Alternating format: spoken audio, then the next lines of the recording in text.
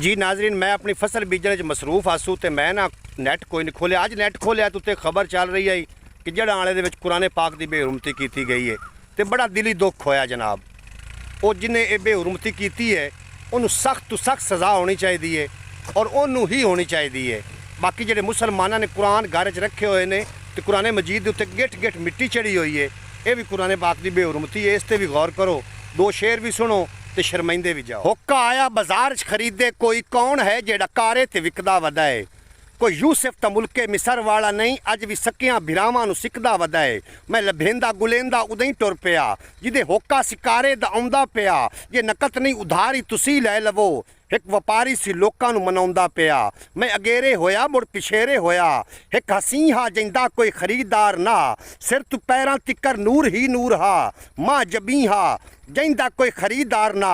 मैं च पुछया सोना सजीला सजन, कौन है कुछ ते अपना तारुफ करा। इतना मासूम चेहरा ते विकदा वदें, अपने विकण दा कोई सबब ते दसा। बोलना ओदा हुल्ला सी कस्तूरी दा, जेड़ा रूहां नूं सैराब करदा गया। ओदी पहली नज़र जेड़े जर्रे उत्ते, उस जर्रे नूं माताब करदा गया। बोलिया सुन मैं एडा भी सस्ता नहीं, हथ मुसलमान दे आके विकदा पिया। मैं कुरान अल्लाह दी बोली या मैं कोई तिलावत कर